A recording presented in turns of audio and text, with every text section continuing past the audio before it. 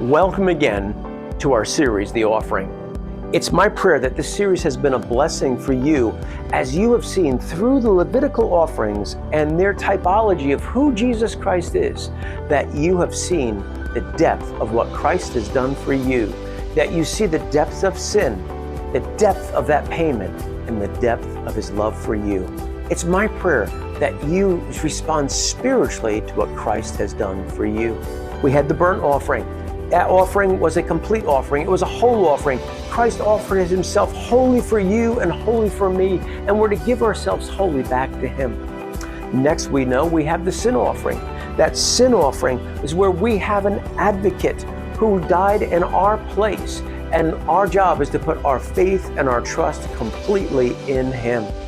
We also talked about the peace offering, how Christ's forgiveness has brought us peace with God, peace within our own hearts, and peace with one another. And today we're going to look at the trespass offering. The trespass offering is given during the time of the sin offering. It's restoration and restitution for damages. God makes it clear to His people that when one sins in such a way that they have done damage to another, restitution is a necessary part of forgiveness. These are some of the examples that God gives in Leviticus. If one has caused property damage, if one has cheated, stolen, or defrauded another, if one knowingly finds another's lost property and decides to keep it, if one lies while swearing to tell the truth and another's hurt by that lie, also money taken by extortion. Next, if one sins willfully or unknowingly hurts another person. God ends His discussion in Leviticus 5:19 with this: "This is a guilt offering, for you have been guilty of an offense against the Lord."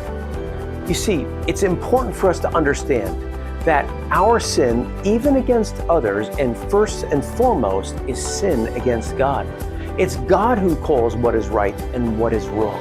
In fact, David, when he slept with Uriah's wife Bathsheba, and then he had Uriah murdered, when he repents before God, he said, "Lord, it's before you and you alone that I've sinned." You know, there are times, and these are times, that true repentance comes with compensation for that which was stolen or damaged. God, through Christ, canceled our sin debt.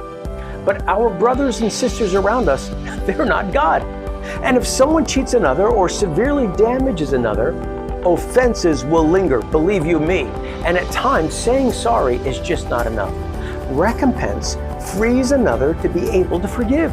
It demonstrates true godly humility and repentance towards others. The trespass offering requires that the offender restore by returning back what they took and add an additional 20% restitution. That's almost like a double tithe on top of restoring what they've lost. You know, I believe half of it is for God and the other half is for them, right? The word here for restitution is a really neat word. It's that word shalom. It means to make them complete. You know, it's wonderful that the sin offering forgives us, but the trespass offering makes the one that we've offended complete and whole again, gives them shalom.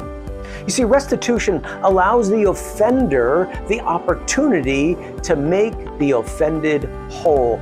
Just like God has made the offender whole through forgiveness, if you've deeply offended someone by severely damaging them, and you restore to them what you've taken and recompense them beyond what you've taken, what will they remember about you? The great evil you did, or the great transformation that God made in you? There's a saying we use: "I'll forgive, but I'll never forget." The trespass offering frees one to forgive and to forget. In Luke 19, the Bible tells us about a dishonest tax collector who cheated many people. His name was Zacchaeus, and when Jesus met him, he was saved and he was transformed. And this is what Zacchaeus pledged to Jesus: "Behold, Lord, half of my possessions I will give to the poor." That's incredible generosity. "If I have defrauded anyone of anything, I will give back 4 times as much." Wow, That is 400% restitution. God only requires 20%. It's amazing what forgiveness and transformation of the heart can do to someone. You see, Christ's forgiveness not only gave Zacchaeus a grateful heart, but a generous heart, seeking to lavish the forgiveness he received onto others. The trespass offering not only allows us to be set free by God's forgiveness, but those we've deeply wronged to be set free from unforgiveness towards us. It's my prayer as we have studied this trespass offering today, that as you have received Christ's forgiveness, that a spirit of grace would rise up inside of you, thanksgiving and generosity, not only to repay maybe what you've taken from somebody, but to give restitution, to seek to restore their soul to wholeness through generosity. Just as Christ was generous with us and forgiving us, so he calls us to be generous with others to set them free from unforgiveness.